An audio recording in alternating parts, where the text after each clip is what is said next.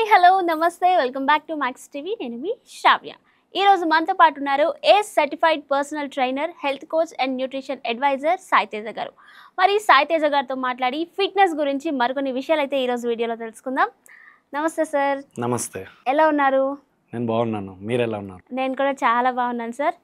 Sir జనరల్గా present ఈ life స్టైల్లో మనం ఎక్కువగా పొద్దున్న లేచి ఎక్సర్సైజ్ చేయాలంటే చాలా లేజీగా ఫీల్ అవుతాం. అందులోనూ వింటర్ సీజన్ అయితే అస్సలకి లేగం.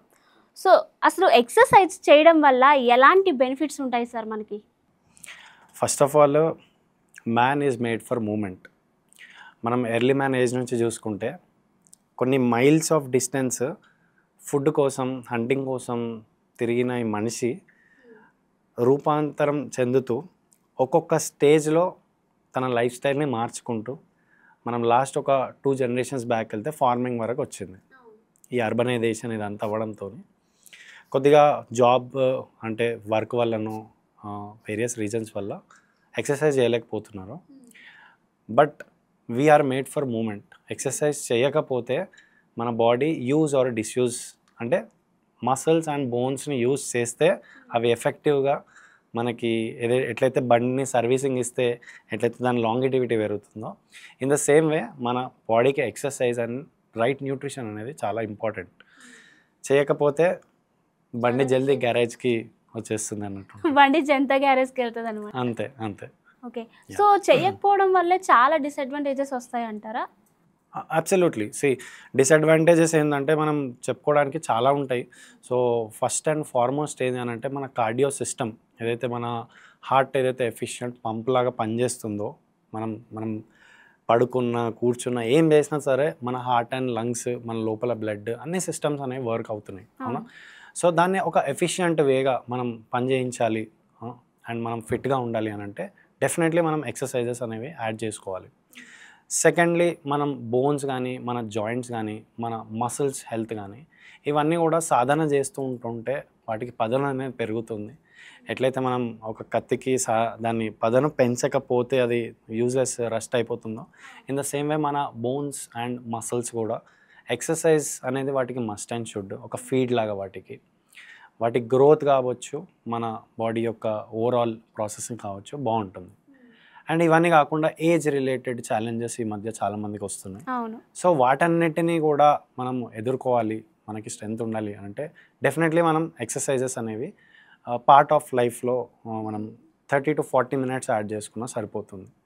ఏస్ రూల్స్ ప్రకారం అయితే మనం weekly 75 minutes of high intensity exercises అన్నా చేయాలి. అది ఎవరు ఆల్రెడీ ఎక్సర్సైజెస్ చేస్తూ ఒక మంచి లెవెల్ ఉన్న వాళ్ళు హై ఇంటెన్సిటీ ఎక్సర్సైజెస్ చేస్తారు. లేదా 150 minutes of moderate to light intensity exercise అన్న, అది ఎలాంటి రకమైన ఎక్సర్సైజ్ అన్నా ఖచ్చితంగా వాళ్ళ లైఫ్ స్టైల్లో ఉండాల్సిందే. Okay sir. మరి జనరల్గా అంటుంటారు కదా, సో ఎవరైతే టీనేజ్లో ఉంటారో 18 years వాళ్ళు, అంటే 18 years బిలో ఉన్న వాళ్ళు అసలు జిమ్లోకి వెళ్ళి ఎక్సర్సైజెస్ చేయకూడదు అనే మిత్ అయితే ఉంది కదా. సో ఒకవేళ అయినా సరే వాళ్ళు వినకుండా ఎక్సర్సైజ్ చేయాలి, జిమ్కి వెళ్ళి చేయాలి అనుకుంటే ఎలాంటి ఎక్సర్సైజెస్ చేయాలి సార్ వాళ్ళు? Correct, very good question. ఇవాళ రోజున చాలామందికి ఒక అపోహ ఉంది ఏంటంటే 18 బిలో అంటే నా పేరెంట్స్ కూడా 18 years వరకు నేను జిమ్కి వెళ్తానంటే నన్ను రిస్ట్రిక్ట్ చేయడం జరిగింది. In fact that is the same story in every house hold right now. But probably gym అనేది వెళ్ళకపోయినా సరే రెసిస్టెన్స్ ట్రైనింగ్ యాడ్ చేసుకోవచ్చు. అంటే మనకి స్క్వాట్స్ కావచ్చు, పుషప్స్ కావచ్చు, క్రంచెస్ కావచ్చు, ఇలాంటి బేసిక్ లెవెల్ స్ట్రెంత్ ఎక్సర్సైజెస్ అనేవి ఎప్పుడైనా ఏజ్తో సంబంధం లేదు. అంటే ఒక 10 to 12 years తర్వాత నుంచి ఖచ్చితంగా యాడ్ చేసుకోవచ్చు. బట్ వాళ్ళు ఎక్కువగా వీటితో పాటు బ్యాండ్ బేస్డ్ ఎక్సర్సైజెస్ కావచ్చు and mainly outdoor and sports యాక్టివిటీస్లో ఇన్వాల్వ్ అవ్వడం వల్ల కార్డియో ఎండ్యూరెన్స్ అనేది పెరుగుతుంది. అండ్ ఇందాక నేను చెప్పినట్లు కొన్ని బేసిక్ స్ట్రెంథనింగ్ ఎక్సర్సైజెస్ చేయడం వల్ల ఈ ఏజ్ గ్రూప్లో అంటే 13 to 18 yearsలో మన బాడీ అంటే మన జాయింట్స్ అండ్ మసిల్స్ అనేవి హైగా గ్రో అయ్యే స్టేజ్ అది, రైట్? గ్రోత్ హార్మోన్ అనేది చాలా ఎక్కువ ఉంటుంది ఈ స్టేజ్లో. సో వాళ్ళు ఈ ఎక్సర్సైజెస్ యాడ్ చేయడం వల్ల ఇంకా పెద్ద మిత్ ఏంటంటే ఇక్కడ ఎక్సర్సైజెస్ చేస్తే పొట్టిగా అయిపోతారా లేకపోతే షార్ట్గా ఉంటారా అని అనుకుంటారు. కానీ అది అతిగా చేసినప్పుడు అట్లా అవ్వచ్చు. కానీ right amount of strength training and cardio చేయడం వల్ల ఆ బోన్స్ అండ్ జాయింట్స్ అనేవి ప్రాపర్గా ఎదుగుదలకి తోడ్పడతాయి అన్నమాట. సో డెఫినెట్లీ 13 to 18 ఇయర్స్ వాళ్ళు ఏదో రకమైన ఫిజికల్ యాక్టివిటీ లేదా స్పోర్ట్స్లలో ఇన్వాల్వ్ అవ్వడం, దాంతోపాటు ఒక 1 to 2 days in a week strength training add చేసుకుంటే వాళ్ళకి చాలా బాగా యూస్ఫుల్ అవుతుంది. ఎందుకంటే హైట్ అనేది ఒకసారి 18 to 20 ఇయర్స్ తర్వాత ఎక్కడైతే స్టాప్ అవుతుందో దాని తర్వాత హైట్ని మనం గ్రో న్యాచురల్గా అవ్వలేం. బట్ ఆ హైట్ని ఎన్హాన్స్ చేసుకోవాలి అని అంటే ఈ 13 to 18 ఇయర్స్లో ఈ యాక్టివిటీస్ ఇంక్లూడ్ చేసుకోవాలి. ఓకే సార్, మరి 18 to 30 ఇయర్స్లో వాళ్ళు కూడా మనం జనరల్గా జిమ్కి వెళ్ళి ఎక్సర్సైజెస్ చేస్తుంటారు కదా. సో అందులో మనం మెన్ తీసుకున్నా లేదా ఉమెన్ని తీసుకున్నా, సో నవడేస్ లైఫ్ స్టైల్ చాలా అంటే మనం వర్స్ట్ ఫుడ్ అనేది తీసుకుంటాం, ఎక్కువగా బయట ఫుడ్కి బాగా అలవాటు అయిపోయి. సో జనరల్గా ఉమెన్లో చూసుకుంటే మనకి పీసీఓడి కానీ థైరాయిడ్ కానీ ఇలాంటి ఇష్యూస్ ఎక్కువగా ఫేస్ చేస్తున్నారు. సో ఉమెన్లో చూసుకుంటే ఇవన్నీ రావడానికి మెయిన్ రీజన్స్ ఏముంటాయి సార్? అంటే ఎక్సర్సైజెస్ చేయకపోవడం వల్లనే అంటారా? కరెక్ట్, అంటే మీరే ఆన్సర్ చెప్పారు. సో బేసికలీ చూసినట్టయితే చాలామందికి ఇవాళ రోజున థైరాయిడ్ కానీ పీసీఓఎస్ కానీ ఉమెన్లో 18 to 25 ఇయర్స్ మధ్యలో అన్ఫార్చునేట్లీ చాలామందిలో చూస్తున్నాం ఈ మధ్య. అది ఎందుకు అని అంటే మన ఫుడ్ అడల్టరేషన్, ఎక్సర్సైజ్ లేకపోవడం, ఇట్లా మల్టిపుల్ రీజన్స్ ఉంటాయి, రైట్? దానికి బేస్ ఏంది అని అంటే మనం ఫస్ట్ డిస్కస్ చేసినట్టు మూమెంట్ ఈజ్ మెడిసిన్, రైట్? ఏదన్నా ఇప్పుడు ఫర్ ఎగ్జాంపుల్ సింపుల్గా చెప్పాలంటే పీసీఓడి కానీ థైరాయిడ్ కానీ మన మెటబాలిజం స్లో అవ్వడం వల్లనే అవి ట్రిగర్ అవుతాయి. ఇంకా వేరే ఫ్యాక్టర్స్ కూడా ఉండొచ్చు, బట్ మెటబాలిజం ఈజ్ సంథింగ్, అది స్లో అవ్వడం వల్లనే పర్టికులర్ కొందరు ఉమెన్స్లో మనం ఇవి చూస్తున్నాం, పీసీఓఎస్ ఆర్ థైరాయిడ్. ఎక్సర్సైజ్ చేసినప్పుడు ఏమవుతుందంటే మన మసిల్స్ అనేవి బ్రేక్ డౌన్ అవుతాయి. మన మసిల్స్ అండ్ ఈవెన్ మీరు నమ్మరు, మన బోన్స్ కూడా బ్రేక్ అవుతాయి మనం ఎక్సర్సైజ్ చేస్తే. ఓకే, దాన్ని ఆస్టియోబ్లాస్ట్స్ అంటారు. అంటే మైన్యూట్ లెవెల్లో muscles and bones break down అయ్యి మళ్ళీ రిపేర్ అవుతాయి. ఇప్పుడు మీరు చెప్పిన సెగ్మెంట్ అంటే 18 to 30 ఇయర్స్ సెగ్మెంట్లో మన బాడీకి ఎక్సర్సైజ్ ఇవ్వడం వల్ల ఈ break down and build up 18 to 20లో ఎప్పుడైతే మనకి హైట్, గ్రోత్ హార్మోన్స్ ఇవన్నీ ఆగిపోయి ఉంటాయో, అంటే గ్రోత్ హార్మోన్ లైఫ్ లాంగ్ ఉంటాయి కానీ ఎక్కువ ఉండేది 13 to 18 or 20 వరకు. సో ఇప్పుడు ఈ 20 to 25లో ఎక్సర్సైజ్ యాడ్ చేయడం వల్ల మనం మన హార్మోన్స్ని మన బాడీలో ఉత్పత్తి అయ్యే హార్మోన్స్, ఇన్సులిన్ కావచ్చు, టెస్టోస్టెరాన్ ఇన్ మేల్స్ కావచ్చు, గ్రోత్ హార్మోన్స్ కావచ్చు, ఐజిహెచ్, ఇలా చాలా ఉంటాయి అన్నమాట.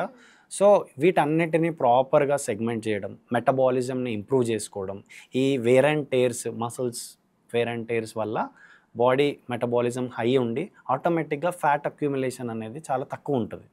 సో ఆబ్వియస్లీ అది మన గ్రోత్కి అనేది సపోర్ట్ చేస్తుంది. సో ఈ ఏజ్లో ఈ 18 to 30 ఇయర్స్లో మనం ఎక్సర్సైజ్ చేయకపోతే దట్ విల్ ఇంపాక్ట్ పోస్ట్ 30 అనమాట. చాలామందికి అక్కడనే ట్రిగర్ పాయింట్ వస్తుంది. అదెందుకు 13 to 18 ఇన్యాక్టివ్ ఉండడం వల్ల. ఇప్పుడు 18 to 30 కూడా మనం స్టెప్ తీసుకోకపోతే మాత్రం it will definitely impact post 30s అట్లా. సో ఎక్సర్సైజెస్ అనేవి definitely should be a part of their routine. Okay sir, మన ఉమెన్లో చూసుకున్నాం.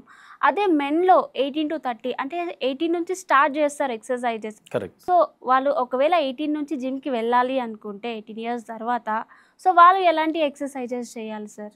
కరెక్ట్.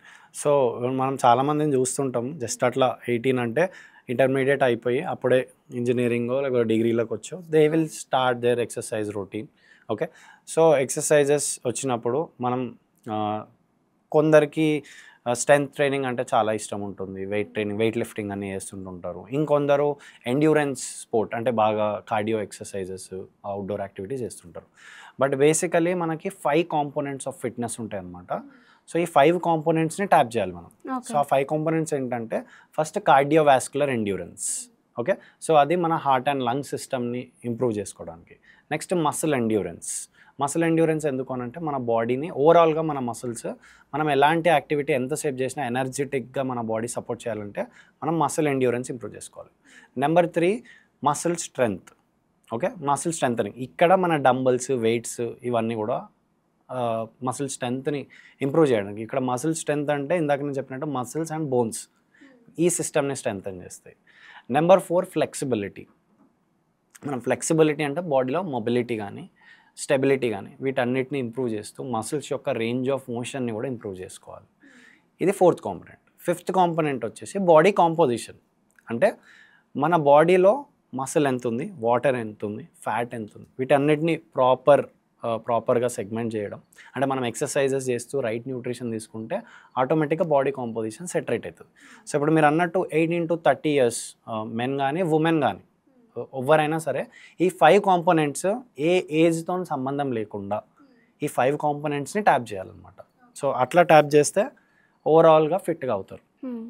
సార్ మరి ఆఫ్టర్ 30 years తర్వాత ఎవరైతే ప్రెగ్నెన్సీ ప్లాన్ చేసుకోవాలనుకుంటున్నారో వాళ్ళు ఈవెన్ మెన్ అవ్వచ్చు ఉమెన్ అవ్వచ్చు, వాళ్ళు ఎలాంటి ఎక్సర్సైజెస్ చేయాలి సార్ తొందరగా కన్సీవ్ అవ్వడానికి? కరెక్ట్. సో జనరలీ లేట్ 20sలో ఈ మధ్య, అంటే it depends on different situations, కానీ మనం చూస్తే 25 to 30 మధ్యలో మెజారిటీ ఉమెన్ కన్సీవ్ అవుతున్నారు, రైట్? సో ఇప్పుడు కన్సీవ్ అవ్వక ముందు ఎలాంటి స్టెప్స్ తీసుకుంటే బాగుంటుందో ఫస్ట్ డిస్కస్ చేద్దాం. ఓకే. సో ఇప్పుడు మనకి మిడ్ బ్యాక్, అంటే ఒక ఉమెన్కి ఆలోచిస్తే మిడ్ బ్యాక్ అనేది స్ట్రెంథన్ చేయాలి మనం ఎక్సర్సైజ్ ద్వారా. సో స్ట్రెంథన్ చేయాలి, లోవర్ బ్యాక్ కూడా స్ట్రెంథన్ చేయాలి. ఇవి 2 important points.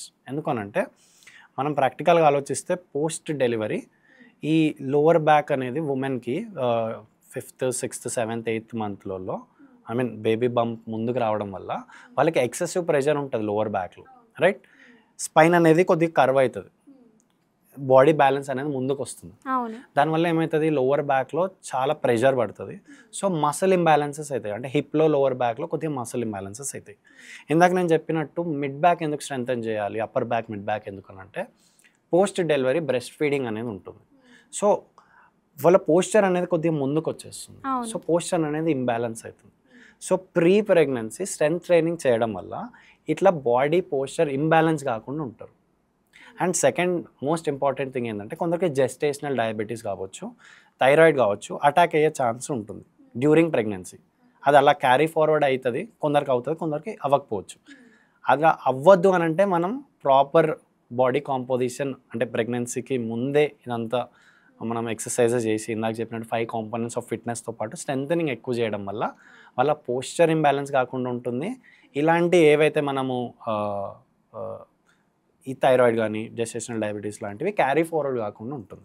And at the same time during pregnancy కూడా 5th month to 9th month టైంలో ప్రీనాటల్ ఎక్సర్సైజెస్ కొన్ని ఉంటాయి, అవి ఇంక్లూడ్ చేయడం వల్ల వాళ్ళకి న్యాచురల్ డెలివరీ అయ్యే ఛాన్సెస్ ఎక్కువ ఉంటాయి. సో ఈ జాగ్రత్తలు ఖచ్చితంగా ఉమెన్ తీసుకోవాల్సిందే. తీసుకోకపోతే మనం చూస్తున్నాం చాలామంది చెప్పుకునేంత పెద్దది కాదు, చెప్పుకోనంత చిన్నది కూడా కాదు. సో అలాంటి లోవర్ బ్యాక్ పెయిన్స్తోని లాంగ్ టర్మ్లో కంప్లైంట్ చేసే వాళ్ళని చాలామంది ఉమెన్స్ని మనం చూస్తాం. They suffer a lot. It's because వాళ్ళు ఈ టైంలో నెగ్లెక్ట్ చేయడం వల్ల ఉండొచ్చు, చాలామందికి తెలియకపోవచ్చు. అది మనం ఎడ్యుకేట్ చేయాలి వాళ్ళని. సార్ మరి 30+ years ఉన్న మెన్ కూడా ప్లానింగ్ ఉన్నప్పుడు వాళ్ళు ఎలాంటి ఎక్సర్సైజెస్ చేయాలి సార్? వాళ్ళు ఏం ఫుడ్ తీసుకోవాలి సార్? కరెక్ట్. మీరు అన్నట్టు ప్లానింగ్ అని అంటే ఇవాళ రోజున డ్యూ టు వేరియస్ రీజన్స్, అంటే చాలామంది లైఫ్లో సెటిల్ అయ్యి నేను పెళ్ళి చేసుకుంటాను అని వాళ్ళ రీజన్స్ వాళ్ళకు ఉండొచ్చు. బట్ మనం సైన్సే మాట్లాడితే పోస్ట్ 30 టెస్టోస్టెరాన్ లెవెల్స్ అనేవి గ్రాడ్యువల్గా తగ్గుతాయి మెన్లో. ఓకే, దానివల్ల ఫర్టిలిటీ ఇష్యూస్ వచ్చే ఛాన్స్ ఉంటుంది. సో అలా ప్రాబ్లం ఉండొద్దు అని అంటే నేను 30+లోనే పెళ్ళి చేసుకుంటాను అని అంటే definitely strength training will help them, right? ఎందుకంటే స్ట్రెంత్ ట్రైనింగ్ చేయడం వల్ల more testosterone is produced inside the human, అంటే మేల్స్కి. So which will help them in planning. So అట్లా ఖచ్చితంగా స్ట్రెంత్ ట్రైనింగ్ యాడ్ చేసుకోవడం వల్ల వాళ్ళకి ప్లస్ అవుతుంది. సో ఇలాంటి ప్రాబ్లంలు రాకుండా, ఫర్టిలిటీ ఇష్యూస్ రాకుండా ఉండడానికి స్ట్రెంత్ ట్రైనింగ్ యాడ్ చేసుకోవాల్సిందే. సో న్యూట్రిషన్ గురించి ఇప్పుడు మెన్ అండ్ ఉమెన్ 30+లో ఉంటే ఇప్పుడు మనం ప్రోటీన్ రిచ్ ఫుడ్స్, అంటే ప్రోటీన్ అంటే అందరు మొత్తం ప్లేట్ మొత్తం ప్రోటీనే ఉండాలని కాదు.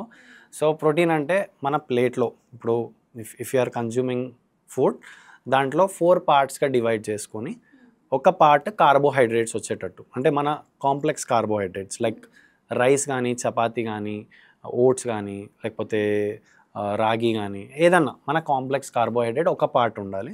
సెకండ్ పార్ట్ ఫైబర్ ఉండేలా చూసుకోవాలి. సో లైక్ వెజిటేబుల్ సాలాడ్ కానీ, ఫ్రూట్ సాలాడ్ కానీ ఒక పార్ట్ ఉండాలి. థర్డ్ పార్ట్ వచ్చేసి ఫ్యాట్స్, హెల్తీ ఫ్యాట్స్ ఇంక్లూడ్ అయ్యేటట్టు, గీ కావచ్చు, నట్స్ కావచ్చు, ఆయిల్ సీడ్స్ కావచ్చు, ఇలాంటి ఫ్యాట్స్. అంటే కొద్దో గొప్ప కొంచెం ఆయిల్ మనం యూజ్ చేసే కూరలలో వచ్చేస్తుంది, అది కాకుండా ఇంకొద్దిగా healthy fats third part. And fourth part వచ్చేసి ప్రోటీన్. అంటే మనం తినే మీల్ ప్లేట్లో ఒక 15%, 10-15% ఖచ్చితంగా ప్రోటీన్ ఉండేలాగా చూసుకోవాలి. ఎందుకంటే ఈ ప్రోటీన్ ల్యాక్ అవ్వడం వల్లనే ఇప్పుడు మనం చూస్తే చాలామందిని వాళ్ళు తింటారు, భోజనం చేస్తారు, ఓకే, రైస్ ఉంటుంది, కర్రీ ఉంటుంది, ప్రోటీన్ ఏమైనా ఉందా అని అంటే అక్కడ ఏం ప్రోటీన్ ఉండదు, అది ల్యాక్ అవుతూ ఉంటుంది. సో మనం ప్రతి మీల్లో ఒక 10-15% ప్రోటీన్ యాడ్ చేయడం వల్ల ఇప్పుడు మీరు అన్న సెగ్మెంటే కాకుండా మొత్తం అందరూ కూడా ప్రోటీన్ యాడ్ చేసుకోవడం వల్ల వాళ్ళ మసిల్స్ అండ్ బోన్స్ హెల్త్ బాగుంటుంది, వాళ్ళ బాడీ వైటాలిటీ కూడా బాగుంటుంది లాంగ్ రన్లో. యా, అది మెన్ కావచ్చు, ఉమెన్ కావచ్చు, this is how they have to plan the meal. Okay sir, మరి ఆఫ్టర్ 40 ఇయర్స్ తర్వాత కొంచెం అంటే మనకి ఏజ్ పెరిగే కొద్దీ మనకి బాడీలో స్టామినా అనేది తగ్గిపోతుంది. రైట్. సో మీరు ఇందాక చెప్పినట్టు ఎక్సర్సైజెస్ చేయడం వల్ల ఈవెన్ 40+ ఉన్న వాళ్ళు కూడా కొంచెం స్ట్రెంగ్గానే ఉంటారు. రైట్. సో నాకు ఒక డౌట్ ఉంది సార్, ఇప్పుడు 18-30 ఇయర్స్ వాళ్ళు ఎక్సర్సైజెస్ చేస్తారు, ఆఫ్టర్ 40+ వాళ్ళకి అంటే వాళ్ళిద్దరికి బోత్ ఎక్సర్సైజెస్ ఒకేలా ఉంటాయా సార్, లేదా డిఫరెంట్ ఏమైనా ఉంటాయా? సో బేసికలీ ఫస్ట్ నుంచి ఎవరైతే వర్కౌట్ చేస్తున్నారో right from their young age వాళ్ళకి ఎలాంటి చేంజెస్ ఉండవు. Even in their 40s, 50s, 60s also they can work in the same way. Probably intensity అనేది ఏజ్ పెరుగుతున్న కొద్దీ తగ్గుతుండొచ్చు, but they can work in the 5 components of fitness ఇందాక నేను చెప్పినట్టు. At the same time they can work on strength as well. Okay. But ఎవరైతే కొత్తగా నేను 40స్లోనే ఇప్పుడే జస్ట్ నిన్న కాకుండా బ్లడ్ టెస్ట్ ఇచ్చిన అన్ని రోగాలు బయటికి వచ్చినాయి, సో ఇప్పుడు నేను ఎక్సర్సైజ్ స్టార్ట్ చేస్తాను అనుకుంటారో, ఎవరైతే అట్లా కొత్తగా స్టార్ట్ చేస్తారో వాళ్ళు మళ్ళీ బేసిక్స్ నుంచి కొద్దిగా మొబిలిటీ, స్టెబిలిటీ ఇంప్రూవ్ చేసుకొని ఆ తర్వాత కొద్దిగా బేసిక్ స్ట్రెంథనింగ్ అంటే బేసిక్ మూమెంట్స్ మీద వర్క్ చేసి ఆ తర్వాత కొద్దిగా స్ట్రెంత్ ట్రైనింగ్, దీంతో పాటు కొద్దిగా కార్డియో అండ్ ఫ్లెక్సిబిలిటీ యాడ్ చేసుకోవాలి. అంటే beauty of our human body ఏంటంటే అండి, నేను నా ఇనీషియల్ డేస్ ఆఫ్ ట్రైనింగ్స్లో 68 ఇయర్ ఒక లిటరలీ ఒక భారతీయుడిని చూసినాను. సో ఆయనకి ఇంజురీ అయిందనమాట, యాక్చువల్లీ ఒక సర్జరీ అయింది, నీ ఇంజురీ అయ్యి పోస్ట్ సర్జరీ ఎక్సర్సైజెస్ చేయడం స్టార్ట్ చేసిండు. ఒక 1 ఇయర్లో he was able to walk. అంటే సర్జరీకి ముందు చాలా ప్రాబ్లం ఉండే, వాక్ చేయడం, ఎట్లెక్కడం ఇబ్బందిగా ఉండే, తను నడవడమే ఇబ్బంది ఉండే. బట్ వెన్ హీ స్టార్టెడ్, నేను ఒక గేటెడ్ కమ్యూనిటీలో ట్రైనింగ్ ఇస్తున్నప్పుడు సార్ వర్కౌట్ చేసుకుంటుండే. సో నేను అడుగుతుండే, ఎందుకు మీకు ఇక్కడ పట్టి ఉంది, ఏమైంది అన్న హిస్టరీ అడగడం స్టార్ట్ చేస్తే నాకు అర్థమైంది ఏంటంటే 1 ఇయర్ ఆఫ్ ప్రాపర్ ఎక్సర్సైజ్ అంటే సైక్లింగ్ చేయడం, అంటే ఆ ఏజ్కి సంబంధించిన ఎక్సర్సైజెస్, వాళ్ళ ఫిజియోథెరపీ సెషన్స్ తీసుకొని ఆ ఏజ్కి సంబంధించిన ఎక్సర్సైజెస్ తను రెగ్యులర్గా చేయడం వల్ల బాడీ రెస్పాండ్ అయింది. ఈవెన్ అట్ 68 బాడీ రెస్పాండ్ అయినప్పుడు 40లో ఎందుకు అవ్వదు? ఖచ్చితంగా అవుతుంది. So what I mean to tell is, beauty of our body ఏంటంటే మీరు ఎప్పుడు స్టార్ట్ చేసినా బాడీ రెస్పాండ్ అవుతుంది, కానీ అది అలాంటి పొజిషన్కి వచ్చి స్టార్ట్ చేయడం కన్నా ఫస్ట్ నుంచే మనం ఇంక్లూడ్ చేసుకోవడం వల్ల మన బాడీ ఇంకా బెటర్గా ఉంటుంది. ఓకే, అంటే మొత్తానికి ఎట్ ద యంగ్ ఏజ్లో ఉన్నప్పుడు మాత్రమే మనం ఎక్సర్సైజెస్ స్టార్ట్ చేస్తే మంచిది అంటారు. అంటే ఫర్దర్ మనకి ఏజ్ పెరిగే కొద్దీ కూడా మనం అంత ఎక్కువగా అంటే ఎలా చెప్పచ్చు, మనం స్టామినా అనేది తగ్గదంటారు. Correct. So at the young age నుంచి మనం ఎక్సర్సైజెస్ ప్రతి ఒక్కరు ఈవెన్ బోత్ మెన్ అవ్వచ్చు, ఉమెన్ అవ్వచ్చు, స్టార్ట్ చేయాలంటారు. కరెక్ట్. అంటే బాడీ కండిషన్ ఉంటుంది, okay, over a period of time అది ఇంకా బెటర్ అవుతుంది తప్ప తగ్గదు. అంటే ఏజ్ పెరుగుతున్న కొద్దీ మనం ఏం తక్కువ చేసుకోవాల్సిన అవసరం ఉండదు. ప్రాబబ్లీ కొద్దిగా ఇంటెన్సిటీ తక్కువ అవుతుందేమో, కానీ ఏజ్తో సంబంధం లేకుండా మీరు చూసి ఉంటారు చాలా వీడియోస్లలో, ఒక 70 year old women dead lift చేస్తున్నట్టు, లేదా 80 ఇయర్ ఓల్డ్ మెన్ యోగా ఆసనాలు చేస్తున్నట్టు. ఇవన్నీ వాళ్ళు 70-80కి స్టార్ట్ చేసి ఉండకపోవచ్చు. బేసికలీ వాళ్ళ టీనేజ్ ఆర్ యంగ్ ఏజ్ నుంచి స్టార్ట్ చేసి అది అక్కడ పీక్లోకి వెళ్ళింది అని అర్థం. So what I mean to tell is, ultimately ఎంత వాళ్ళైనా సరే ఎక్కడైనా స్టార్ట్ చేయొచ్చు, బట్ యంగ్ ఏజ్ నుంచి స్టార్ట్ చేస్తే ఇంకా బెటర్ రిజల్ట్స్ ఉంటాయి, బాడీ కండిషన్. ఎగ్జాక్ట్లీ సార్, చాలా బాగా చెప్పారు సార్. ప్రతి ఒక్క యూత్ కూడా అర్థమైనట్టు ఎట్ ద ఏజ్ 18 నుంచి ఎక్కువగా ఎక్సర్సైజెస్ స్టార్ట్ చేస్తే చాలా మంచిది, అండ్ వాళ్ళ బాడీ కూడా కండిషన్లో ఉంటుందని చాలా బాగా ఎక్స్ప్లెయిన్ చేశారు. Thank you sir. Thank you so much.